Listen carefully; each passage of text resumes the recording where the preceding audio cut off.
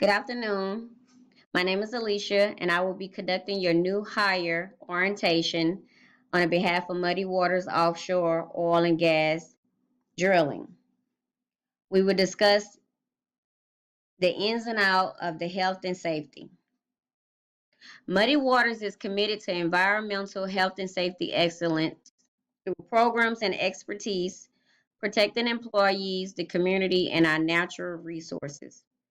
We achieve this mission through corporate leadership, employee contractor, vendor, and customer involvement. This mission is also achieved by rigorous implementation of best management practice and regulatory requirements. As an employee at Muddy Waters, it is vital that you all understand in making Muddy Waters a safe workplace. I will be discussing some topics listed under 33 CFR Part 142, Sections A through C.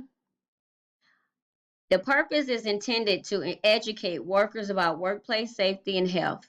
Requirements relating to personnel, work activities, conditions, and equipment on the Outer Continental Shelf were set in place to ensure safe work environments. All lease and permit holders must ensure all workplaces listed on the lease or permit is free from hazards and within compliance of the health and safety regulations. All responsible persons for actual operations must ensure all workplaces that are under their control is free from hazards and within compliance of health and safety regulations. They must be fully capable to recognize hazards that may cause death or serious body injury, and they must have control of the operation at all times. Reports of unsafe working conditions. All employees and contractors working on the Outer Continental Shelf may report any hazard or unsafe work environment to the person in charge. They will investigate the report and implement an action plan to correct the findings. You all may report these incidents anonymously, and you may do it without fear of retaliation or repercussion. Personal protective equipment. Subpart B. This section is authorizes requirements regarding personal protection on outer continental shelf facilities. The use of equipment. All lease and permit holders must ensure all personnel working aboard areas covered in the lease or permit are wearing and using proper PPE. They must follow all safety regulations as well. All persons in charge of the operations must enforce PPE and safety regulations. Eye and face protection. All personnel engaged in or observing welding, grinding, machining, chipping, burning, handling any hazardous material. You want to wear your proper eye and face protection that is specified in Figure 8 of ANSI Z87.1. Your eye and face protection must be in great quality, maintained in great quality, and they must be marked with the ANSI Z87 on the equipment. Your eyes are very vital, and you want to protect them at all times. You want to wear your safety glasses, your face shield, whatever is required of the particular type of job you're doing. You want to make sure you have the right face and eye protection. Head protection. All personnel in hazardous working areas and are in contact with electrical conductors must wear proper head PPE specified under ANSI Z89.1. And it must be marked with the ANSI Z89.1. Foot protection. All personnel working in exposed areas for foot injuries must wear proper foot PPE specified under ANSI Z41. And it must be marked with the ANSI Z41. I don't know if you all ever went grocery shopping and had a bag bust and had some canned goods and a can hit your foot. That is some serious pain. So you want to wear your proper foot gear, your steel toes, whatever required, slip resistance. You just want to make sure you have the proper footwear because a drop on that toe, it seriously hurts. um, Protective clothing.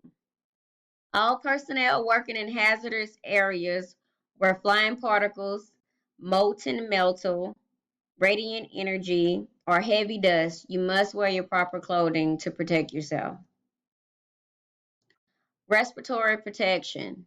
All personnel working in specified areas under ANSI Z88.2 must wear proper respiratory PPE.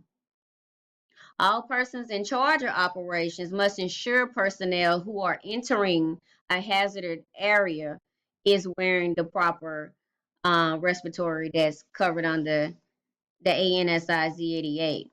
You want to go and get your fit test done.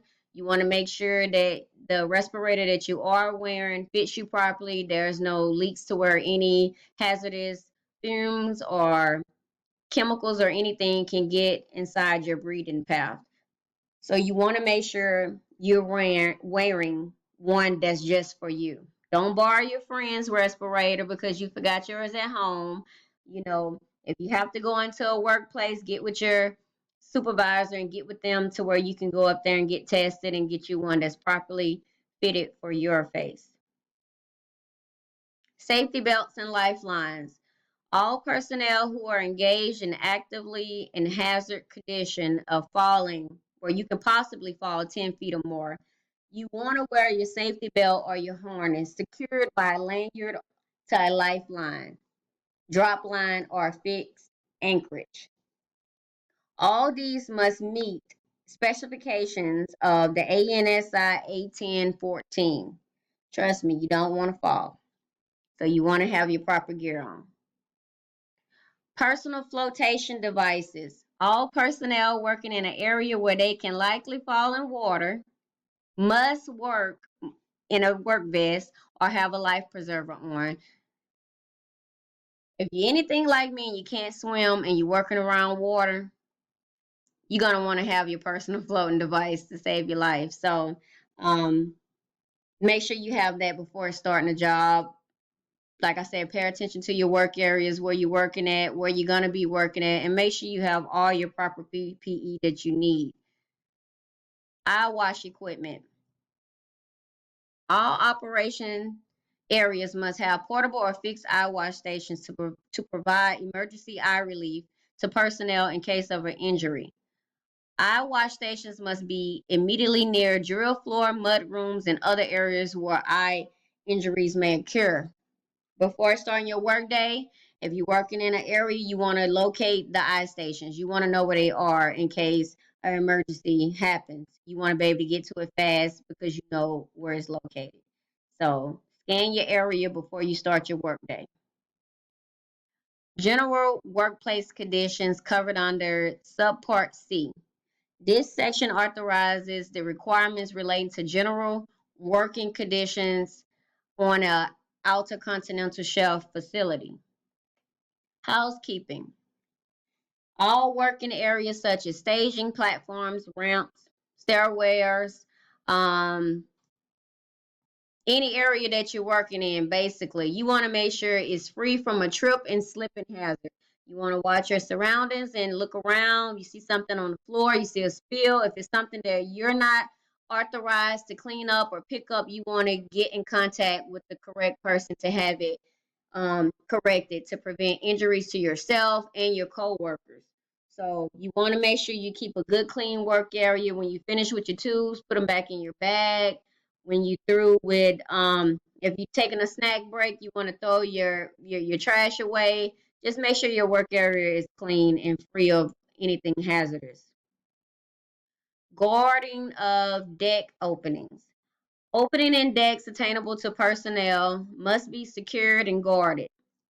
The secure measures must prevent personnel's foot or body from accidentally falling through the opening. You want to watch your surroundings again.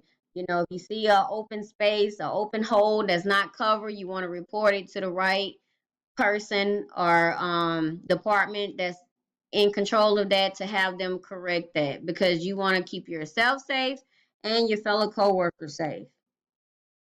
Lockout tag out.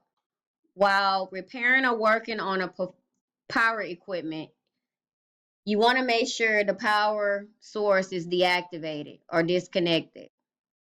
If you happen to stumble across some equipment that has a lockout tag out, you do not and cannot operate it without proper authorization. You cannot remove a lockout tag out without proper authorization.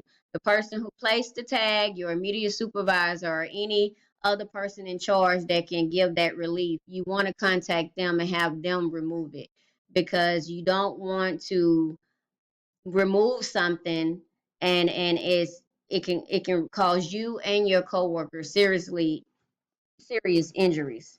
So make sure you get with your person in charge before you remove that, or make sure you trained on the equipment that you are using. This would be the conclusion of the health and safety orientation. The floor is now open for questions. If you have any, I'll take them now.